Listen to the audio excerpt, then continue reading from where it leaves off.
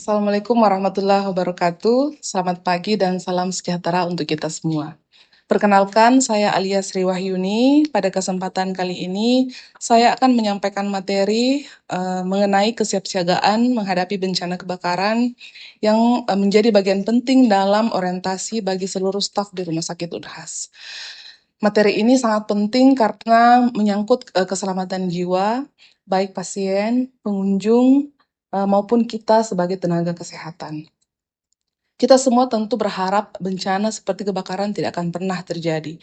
Namun demikian, kita harus tetap memiliki kesiapsiagaan agar bertindak cepat dan tepat jika bencana itu benar-benar terjadi. Mari kita simak bersama materi ini dengan seksama.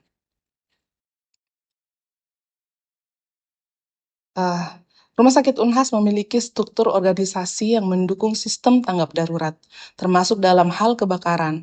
Struktur ini melibatkan tim-tim yang terbentuk dan ditugaskan secara khusus untuk menangani berbagai situasi darurat.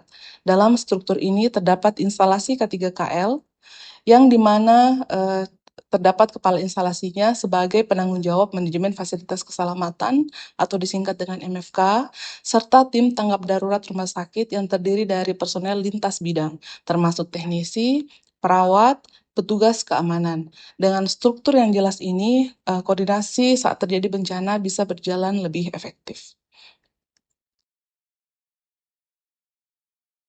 Fire safety di rumah sakit bukan hanya sekedar aturan, tapi kebutuhan mutlak. Kenapa?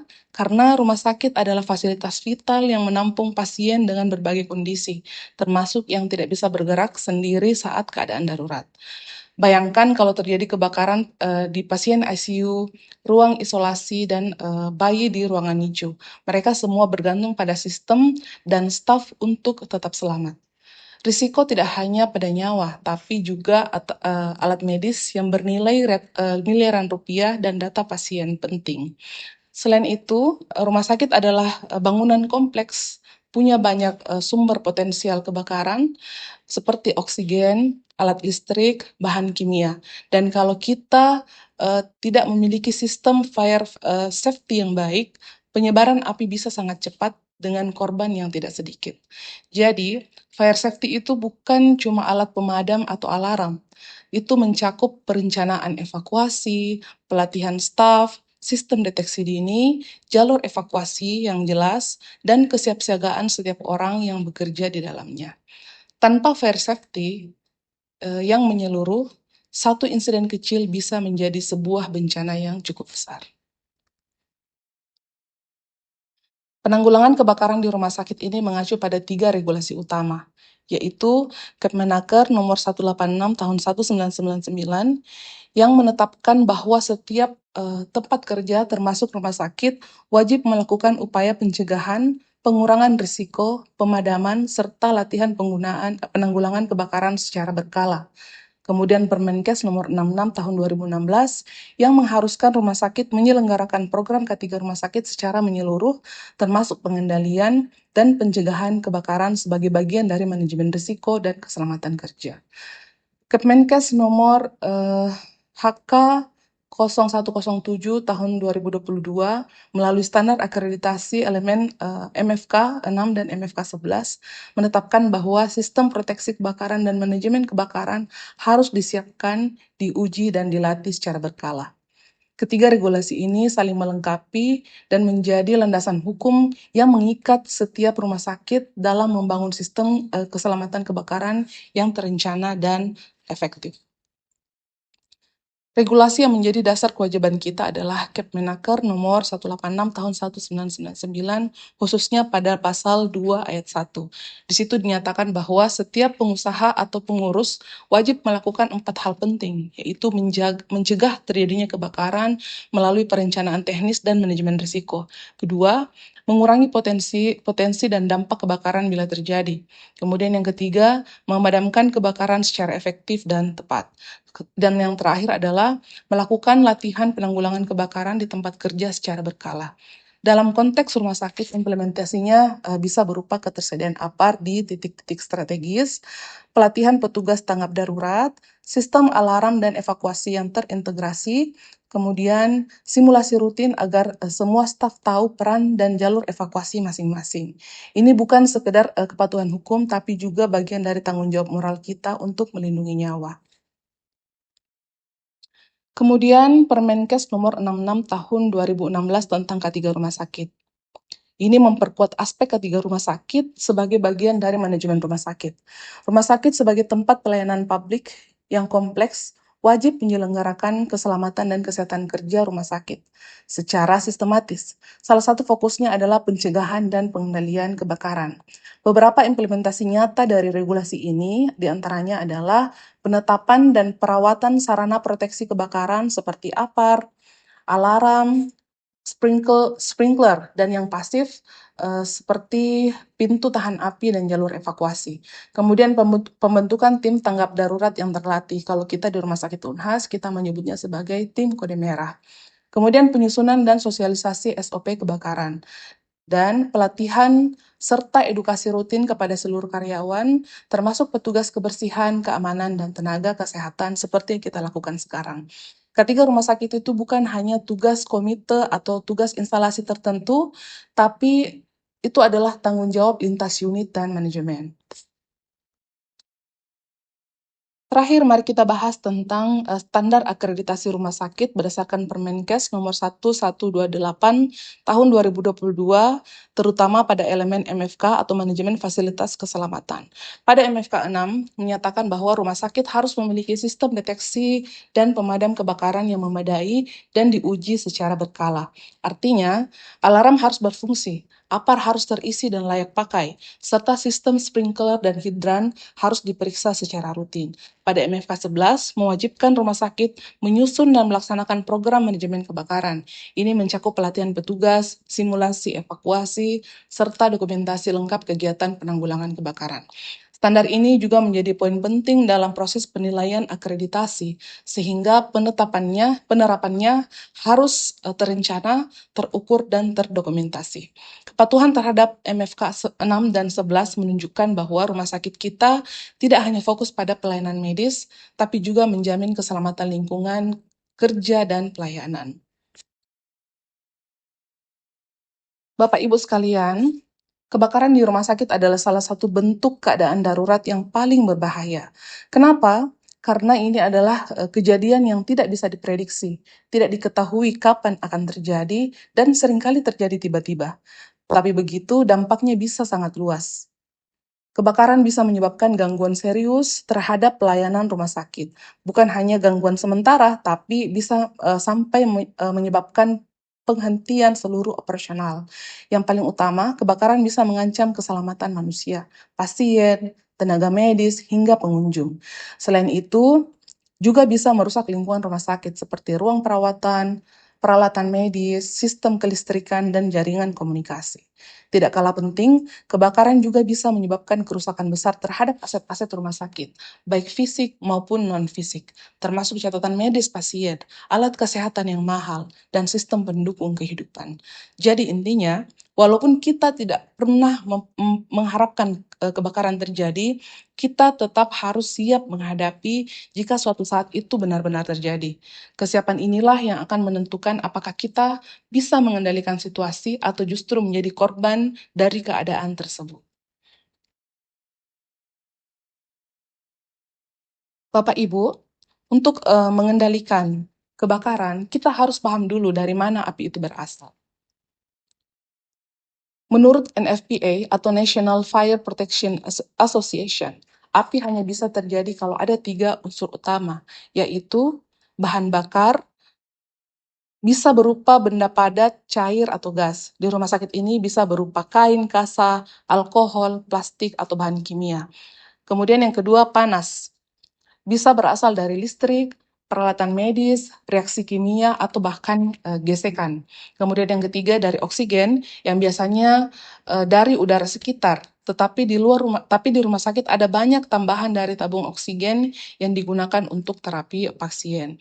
Ketiga unsur ini membentuk apa yang disebut dengan segitiga api, dan ini yang menjadi dasar dari seluruh teknik pemadaman kebakaran. Prinsip pemadaman adalah dengan menghilangkan salah satu unsur dari segitiga ini. Kalau kita menghilangkan panas atau memutus suplai oksigen atau menjauhkan bahan bakar, maka api akan padam. Contohnya, api digunakan untuk menurunkan suhu panas. CO2 digunakan untuk mengusir oksigen dari sekitar api. Kemudian, memindahkan barang-barang yang mudah terbakar berarti menghilangkan bahan bakarnya. Jadi prinsip ini bukan hanya teori, tapi ini juga menjadi dasar kerja alat-alat pemadam kebakaran yang digunakan di rumah sakit. Setelah kita memahami teori segitiga api, sekarang kita bahas lebih dalam soal bagaimana kita menangani kebakaran secara nyata di lingkungan rumah sakit. Prinsip pemadaman api itu dilakukan dengan 3 pendekatan utama. Yang pertama yaitu pendinginan atau cooling. Tujuannya adalah mengurangi panas. Biasanya dilakukan dengan menyiram air ke sumber api. Kemudian yang kedua adalah pemisahan bahan bakar atau starvation. Ini bisa dilakukan dengan memindahkan barang-barang yang mudah terbakar dari titik api atau mematikan aliran bahan bakar. Yang ketiga, penyelimutan atau menghilangkan oksigen atau smothering. Ini biasanya dilakukan dengan karung basah, alat pemadam seperti CO2, atau busa yang bisa menghambat suplai oksigen. Prinsip pengendalian kebakaran di rumah sakit eh, yaitu pengendalian tidak hanya terjadi saat api sudah muncul. Justru yang paling penting adalah langkah-langkah pencegahan dan persiapan.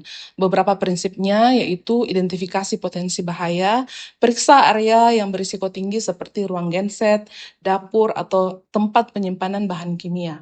Kemudian pemeriksaan dan pemeliharaan alat listrik secara berkala. Ini adalah tugas dari teman-teman IPSRS dan tentu dibantu oleh teman-teman di pelayanan, termasuk di manajemen. Kemudian penyediaan alat proteksi kebakaran sesuai dengan jenis risiko. Pelatihan rutin bagi seluruh staf agar semua tahu apa yang harus dilakukan pada saat terjadi kebakaran. Kemudian simulasi evakuasi berkala agar semua sistem bisa diuji dan diperbaiki jika ada kekurangan. Pengendalian yang baik bukan hanya soal alat, tapi juga soal disiplin dan kesiapsiagaan semua orang di rumah sakit. Jika kebakaran terjadi di rumah sakit, permasalahan pertama yang akan muncul adalah tentu saja kepanikan. Pasien dan keluarganya bisa bingung dan tidak tahu harus kemana. Apalagi tidak ada rambu atau alat evakuasi yang memadai. Ini bukan hanya masalah bagi pasien, tapi juga bagi petugas rumah sakit. Banyak petugas yang tidak tahu harus berbuat apa, bahkan ada yang ikut panik dan memilih meninggalkan rumah sakit. Hal ini biasanya terjadi karena kurangnya pelatihan yang memadai dan ketidakjelasan prosedur yang harus diikuti.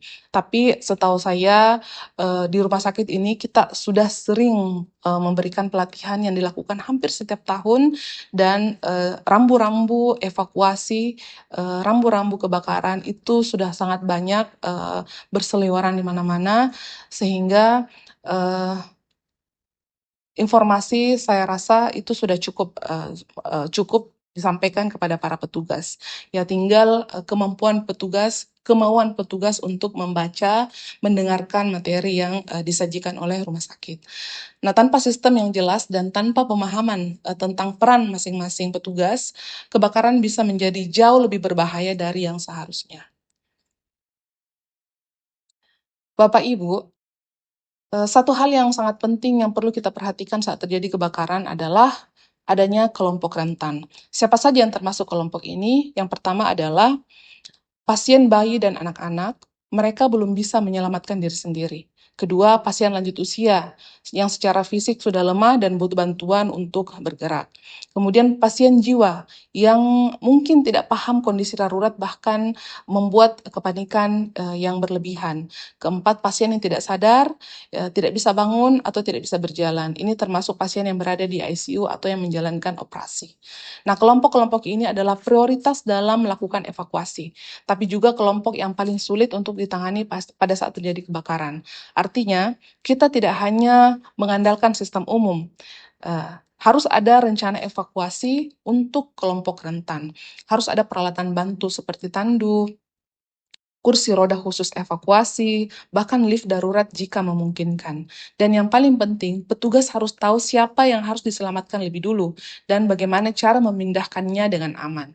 Ini harus dilatih secara rutin karena tanpa persiapan kelompok ini yang paling besar risikonya menjadi korban dalam situasi darurat kebakaran. Di Rumah Sakit Unhas, kita menggunakan kode bencana atau disaster code untuk menandai jenis keadaan darurat yang terjadi. Setiap jenis keadaan darurat punya kode warna tersendiri yang memudahkan komunikasi dan koordinasi cepat di seluruh unit rumah sakit.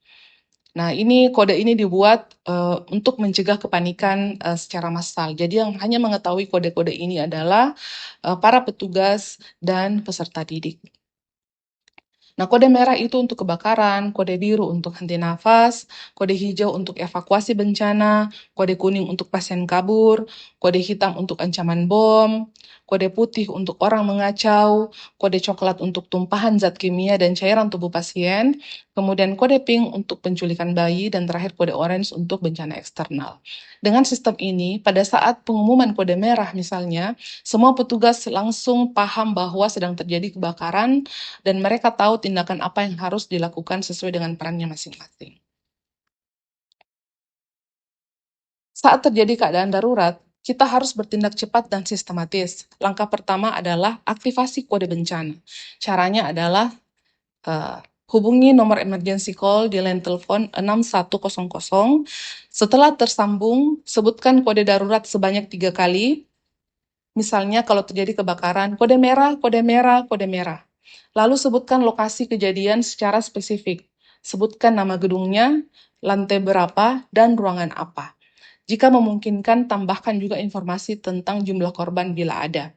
Nah, pengulangan sebanyak 3 kali ini sangat penting untuk memastikan pesan yang diterima dengan jelas oleh semua pihak yang mendengarkan, terutama jika disampaikan melalui speaker atau intercom. Aktivasi ini adalah kunci awal agar seluruh unit di rumah sakit bisa langsung bergerak sesuai dengan peran masing-masing. Untuk mendukung sistem respon bencana yang cepat, Rumah Sakit Unhas membagi wilayah rumah sakit menjadi beberapa blok utama, yaitu Gedung A, Gedung B, C, D, dan Gedung EF. Penyebutan lokasi saat mengaktifkan kode bencana harus mengacu pada pembagian wilayah ini. Misalnya saat melaporkan kita katakan kode merah 3 kali, kemudian Gedung B, lantai 2, ruang ICU. Dengan pembagian gedung seperti ini, tim tanggap darurat bisa langsung mengarahkan tim ke lokasi tanpa kesalahan. Ini sangat penting untuk mempercepat pemadaman, evakuasi, dan pengamanan area. Perlu diketahui bahwa Rumah Sakit Unhas memiliki tim kode merah yang ditugaskan per lantai. Tim kode merah ini terdiri dari helm merah sebagai penanggung jawab pemadam kebakaran, helm kuning penanggung jawab evakuasi pasien, helm putih penanggung jawab evakuasi dokumen, dan helm biru penanggung jawab evakuasi alat kesehatan. Sekarang kita bahas tugas dan peran setiap tim penanggulangan kebakaran. Yang pertama adalah tim pemadam api yang ditandai dengan helm merah. Tugas utamanya adalah memimpin proses pemadaman secara langsung di lokasi kejadian, memberikan arahan kepada tim regu pemadam, melaporkan kejadian kepada Kepala Instalasi K3KL. Tanggung jawabnya adalah memastikan sumber api teridentifikasi, langsung menuju lokasi kebakaran, dan mengambil alih komando pemadaman. Helm Merah juga punya wewenang untuk menentukan prioritas penanganan termasuk evakuasi, menentukan apakah memang perlu dilakukan evakuasi pasien, apakah diperlukan evakuasi alat kesehatan, apakah perlu dilakukan evakuasi dokumen atau tidak, apakah hanya fokus pada pemadaman saja atau harus dilakukan bersama-sama. Nanti Helm Merah yang menentukan hal tersebut. Helm Merah juga menentukan isolasi lokasi atau mengambil keputusan pemanggilan bantuan tambahan. Petugas kedua adalah petugas evakuasi pasien yang menggunakan helm kuning. Tugasnya sangat penting, yaitu mencari orang-orang yang berada di dalam ruangan, terutama di area tertutup, membantu pasien yang tidak bisa berjalan sendiri karena sakit, karena hamil, cedera, atau sebab lainnya, menyelamatkan korban yang terjebak dan tidak tahu jalan keluar. Dan yang paling penting, memastikan tidak ada satupun orang yang tertinggal di area berbahaya. Tanggung jawab ini adalah menjalankan proses evakuasi pasien sesuai prosedur dan punya wewenang menentukan siapa yang harus dilakukan evakuasi terlebih dahulu, sesuai kondisi pasien dan tingkat risikonya. Petugas berikutnya adalah petugas evakuasi alat kesehatan yang ditandai dengan helm biru. Tugasnya mengidentifikasi alat-alat kesehatan yang ada di lokasi kebakaran, memindahkan alat-alat tersebut ke tempat yang lebih aman dengan tetap mempertimbangkan kondisi kebakaran. Petugas ini bertanggung jawab memastikan alat medis tidak rusak atau ikut terbakar, terutama alat-alat yang penting atau bernilai tinggi. Dia juga punya wewenang menentukan alat mana yang harus diselamatkan terlebih dahulu. Terakhir adalah petugas evakuasi dokumen dengan helm putih. Tugas utamanya adalah berkoordinasi dengan staf unit untuk menentukan dokumen penting, baik hard copy maupun soft copy atau CPU komputer ya. Mengamankan dokumen-dokumen tersebut ke tempat yang aman. Tanggung jawabnya adalah memastikan proses evakuasi dokumen berjalan sesuai dengan prosedur. Dan petugas ini juga menentukan prioritas dokumen mana yang harus diselamatkan terlebih dahulu. Kenapa ini penting? Karena rekam medis, data pasien, dan data administrasi rumah sakit bisa sangat berharga dan tidak bisa digantikan kalau hilang akibat kebakaran.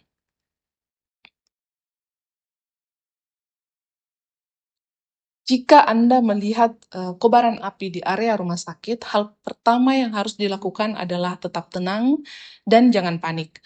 Kepanikan hanya akan memperburuk situasi dan menghambat proses evakuasi. Segera hubungi petugas keamanan dan aktifkan kode merah dengan menekan 6100 untuk memberi peringatan. Jika situasi memungkinkan dan Anda telah terlatih, maka gunakan alat pemadam api ringan atau APAR untuk mencoba memadamkan api di tahap awal. Namun jika tidak memungkinkan, segera tinggalkan ruangan dan ikuti jalur evakuasi menuju titik kumpul atau assembly point. Ingat, jangan menyibukkan diri dengan menyelamatkan barang-barang pribadi. Keselamatan jiwa Anda jauh lebih penting daripada benda. Dan yang paling penting, jangan menggunakan lift saat evakuasi kebakaran berlangsung. Gunakan tangga darurat agar tetap aman. Ini adalah beberapa jenis alat pemadam kebakaran yang ada di Rumah Sakit Unhas. Yang pertama ada APAR, yaitu alat pemadam api skala kecil yang mudah dibawa dan dioperasikan oleh satu orang. Kemudian ada sprinkler, yaitu alat pemadam api yang secara otomatis memancarkan air setelah alat pendeteksinya pecah. Kemudian smoke detector, pendeteksi asap di dalam ruangan atau sekitar. Kemudian ada selimut api atau fire blanket yang biasanya disiapkan di dapur.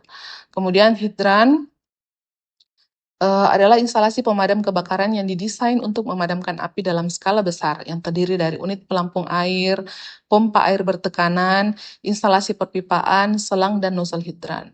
Tapi hidran ini hanya boleh digunakan oleh orang-orang yang pernah dilatih menggunakan hidran. Bagi teman-teman yang tidak pernah dilatih menggunakan hidran, disarankan untuk tidak menggunakan. Nah, ini ada APAR, saya jelaskan bagian-bagiannya. Terdiri dari safety pin atau pin pengaman, kemudian bagian atas itu adalah level atau tuas, kemudian di bagian bawah ada handle atau pegangan, kemudian ada pressure gauge atau pengukur tekanan, kemudian ada hose atau selang, ada nozzle atau corong, silinder atau tabung, kemudian information label yang berisi petunjuk penggunaan dan klasifikasi serta tipe APAR. Rekan-rekan sekalian, pada slide ini kita membahas klasifikasi kebakaran kelas A, B, dan C, yang merupakan jenis kebakaran paling umum terjadi termasuk di lingkungan rumah sakit. Kelas A terjadi akibat bahan padat mudah terbakar seperti kertas, kain, atau kayu. Ini bisa ditemukan di area administrasi, gudang, atau ruang arsip. Kemudian kelas B berasal dari cairan mudah terbakar seperti alkohol atau ether, Bahan-bahan ini umumnya digunakan di laboratorium atau instalasi farmasi. Kelas C adalah kebakaran yang melibatkan peralatan listrik seperti panel listrik, komputer, atau alat medis. Setiap kelas kebakaran memerlukan jenis apar yang sesuai. Misalnya untuk kelas A bisa menggunakan apar isi air atau dry chemical. Untuk kelas B dan C lebih aman menggunakan CO2 atau dry chemical powder karena tidak menghantarkan listrik dan efektif untuk memutus reaksi kimia api. Nah, khusus di Rumah Sakit Unhas, mayoritas apar yang tersedia adalah dry chemical powder. Kenapa? Karena jenis ini yang bersifat paling bersifat serbaguna, efektif untuk menangani kebakaran kelas A, B, dan C. Dengan satu jenis apar ini, kita bisa merespon cepat berbagai kemungkinan kebakaran di Rumah Sakit Unhas. Namun tetap penting bagi kita semua untuk mengenali jenis-jenis api dan menggunakan apar dengan benar, agar tindakan pemadaman bisa dilakukan dengan aman dan efektif. Selanjutnya, mari kita bahas prosedur penggunaan apar yang sangat penting untuk kita pahami. Prosedur ini disingkat dengan PAS, yang mudah diingat dan diterapkan saat menghadapi kondisi darurat kebakaran. P. Pin pengaman dicabut. Tarik pin pengaman pada bagian atas apar. Ini langkah pertama untuk membuka kunci agar alat bisa digunakan. Arahkan spray nozzle ke sumber api. Ya, arahkan ujung selang atau nozzle ke sumber api tepat di bagian dasar api, bukan ke lidah api. Kemudian S, semprot api dengan menekan tuas. Kemudian S yang kedua, sapukan ke sisi-sisi api. Nah, penggunaan apar ini harus dilakukan dengan cepat, tepat, dan tetap memperhatikan keselamatan diri. Perhatikan posisi kita selalu menghadap arah pintu keluar, sehingga bila api membesar, kita bisa segera mundur dengan aman. Sebagai catatan, meskipun kelihatannya sederhana, prosedur ini tetap perlu dilatih secara berkala agar tidak panik saat kondisi darurat. Dan ingat, kebanyakan apar yang tersedia di Rumah Sakit Unhas adalah dry chemical powder. Jadi prosedur ini berlaku untuk jenis apar tersebut.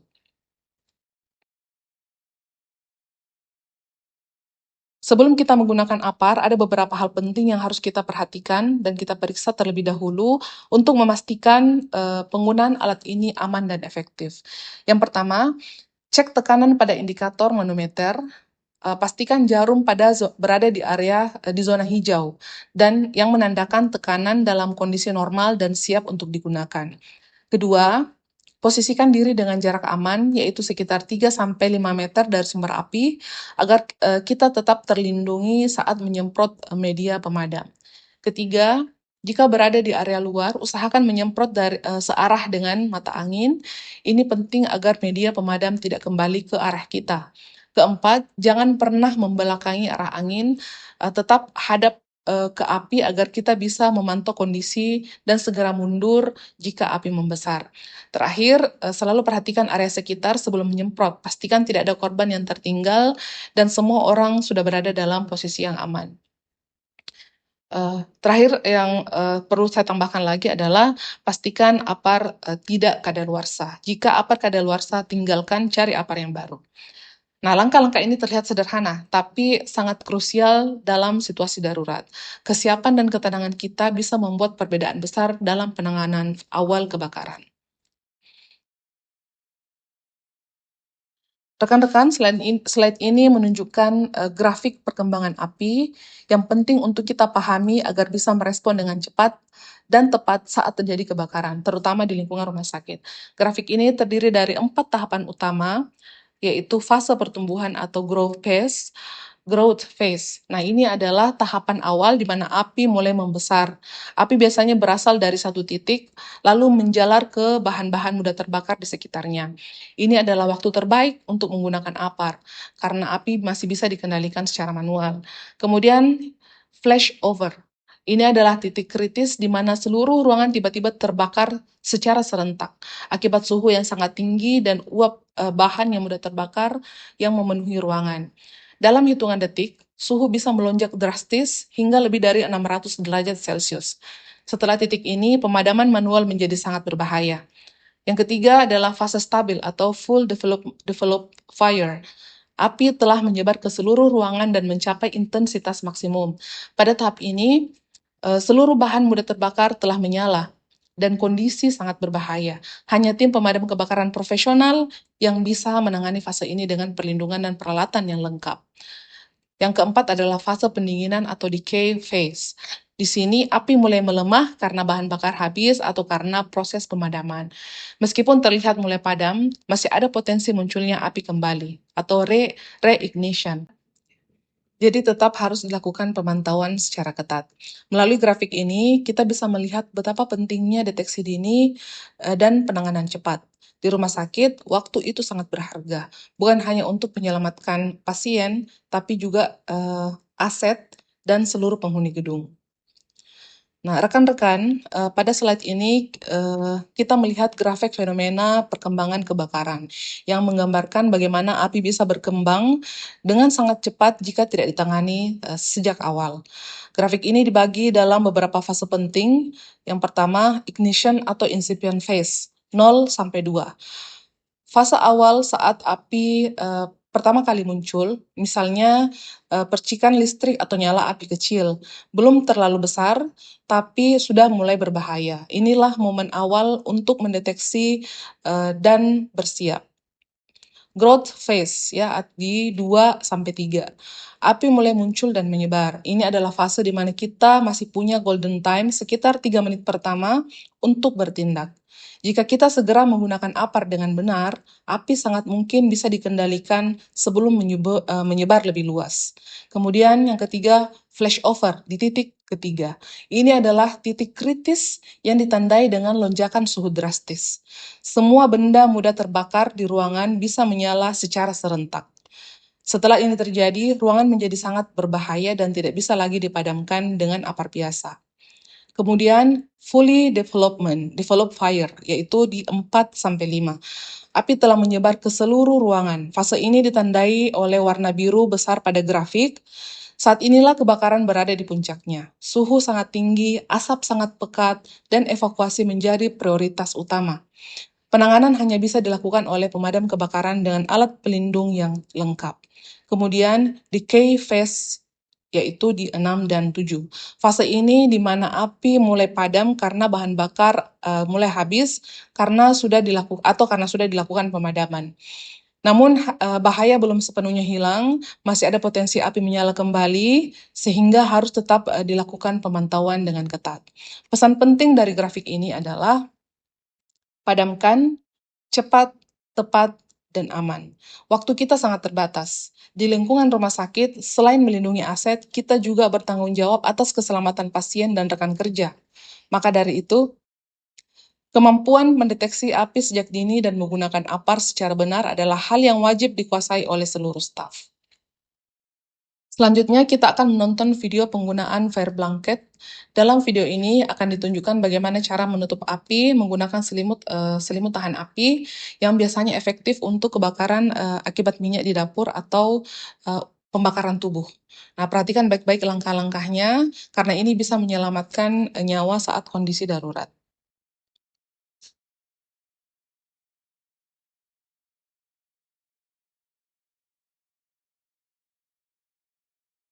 Pertama, tarik fire blanketnya.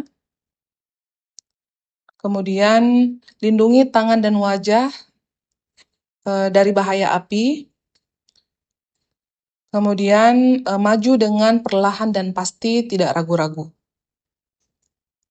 Hitung 1-30 detik, kemudian dibuka fire blanketnya.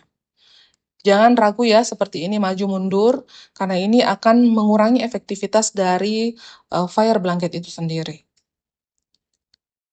Ya, perhatikan fire blanketnya sudah mulai terbakar ya. Nah, ini berbahaya ya kalau tadi dilakukan maju mundur. Untungnya fire blanketnya masih bagus. Nah, tutup, matikan kompornya ya. Jangan pernah menggunakan air seperti yang terlihat pada video. Nah, api-api yang timbul dari percikan air itu bisa menyebabkan kebakaran yang lebih besar. Selanjutnya, Pada situasi darurat seperti kebakaran, evakuasi adalah salah satu tindakan yang paling penting yang harus dilakukan dengan cepat dan terkoordinasi. Evakuasi berarti memindahkan atau mengungsikan manusia atau barang dari tempat yang berbahaya ke tempat yang lebih aman. Dalam konteks rumah sakit, ini menjadi tantangan tersendiri karena kita harus memperhatikan pasien yang memiliki keterbatasan dalam hal mobilitas. Kemudian ada peralatan medis, serta kondisi ruangan yang mungkin penuh dengan risiko. Tujuan utama dari evakuasi adalah menyelamatkan jiwa manusia, termasuk pasien, pengunjung, seluruh staf, serta mengamankan dokumen dan barang-barang penting dari ancaman bahaya seperti kebakaran. Evakuasi harus dilakukan dengan menggunakan sarana yang tersedia, baik internal seperti jalur evakuasi, tangga darurat, alat bantu medis, maupun dibantu oleh pihak eksternal seperti tim pemadam kebakaran atau relawan medis apabila diperlukan. Yang perlu kita ingat, evakuasi bukan hanya soal bergerak keluar, tapi juga bergerak dengan aman, terarah, dan sesuai dengan prosedur. Karena itu, pelatihan rutin dan pemahaman terhadap rencana evakuasi di rumah sakit sangatlah penting. Mari kita jadikan keselamatan sebagai prioritas utama dan pastikan kita semua siap ketika diperhadapkan dengan situasi keadaan darurat. Saat evakuasi, jika terjadi kebakaran, hal yang perlu dilakukan adalah tetap tenang, jangan panik. Panik hanya akan memperburuk situasi dan menghambat proses evakuasi. Segera arahkan diri Anda menuju tangga darurat terdekat. Berjalanlah dengan cepat, tapi jangan berlari. Lari dapat menyebabkan orang terjatuh, Anda terjatuh, atau orang di sekitar Anda terjatuh, atau menghalangi orang lain yang sedang melakukan evakuasi. Jika Anda mengenakan sepatu dengan hak tinggi, lepaskanlah untuk mempermudah proses evakuasi. Hindari membawa barang besar selama evakuasi. Fokus utama Anda adalah keselamatan, bukan barang-barang pribadi. Pastikan untuk memberitahu tamu atau pelanggan di sekitar Anda untuk bersama-sama ikut melakukan evakuasi bersama ke tempat yang aman. Jika terjebak dalam kepulan asap, tetaplah bergerak menuju tangga darurat.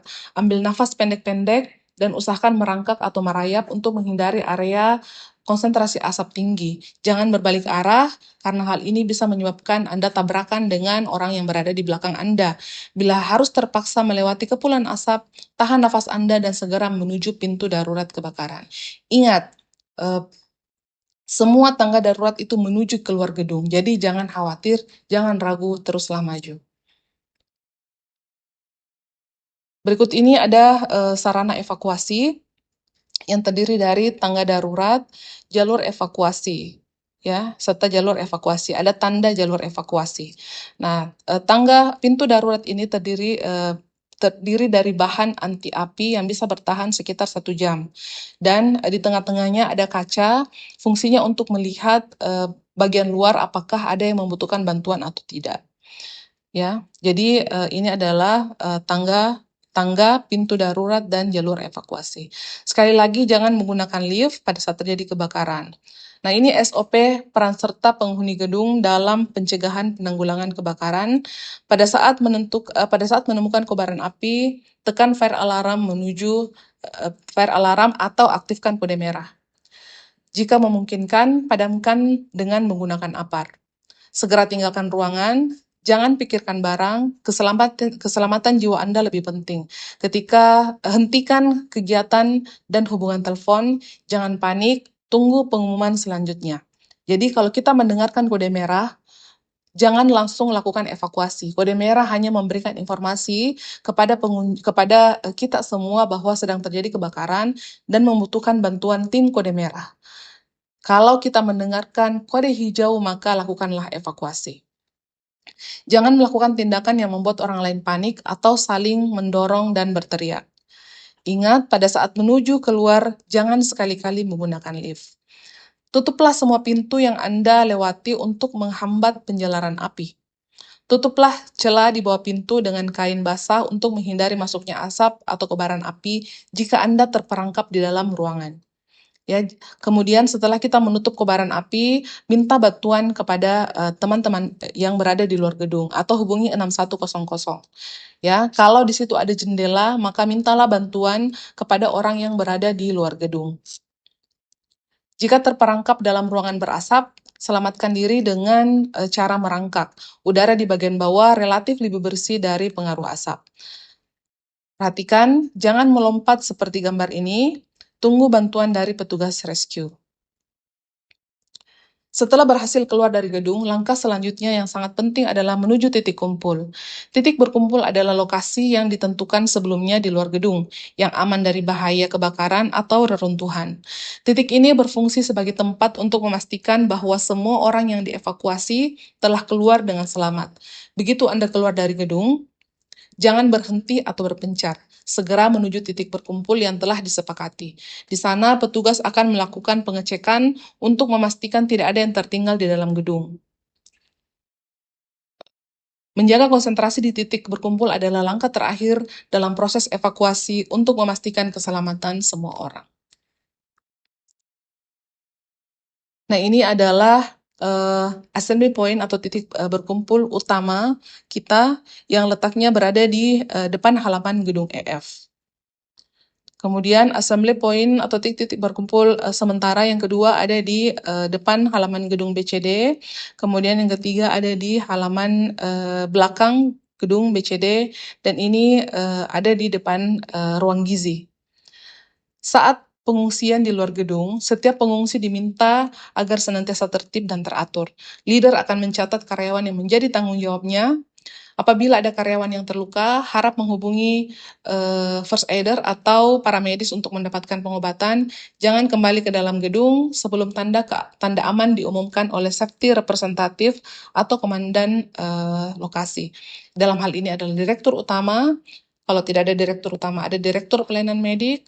Kalau tidak ada direktur pelayanan medik, ada manajer pelayanan medik, ya, dan seterusnya. Baik, demikian presentasi hari ini tentang kesiapsiagaan menghadapi kebakaran. Saya harap materi ini memberikan pemahaman baru bagi kita semua dan mampu meningkatkan kesadaran serta keterampilan dalam menghadapi situasi seperti darurat kebakaran. Ingat, keselamatan adalah tanggung jawab bersama. Dengan persiapan yang baik, kita bisa meminimalkan risiko dan melindungi semua pihak yang ada di rumah sakit. Terima kasih atas perhatiannya. Assalamualaikum warahmatullahi wabarakatuh.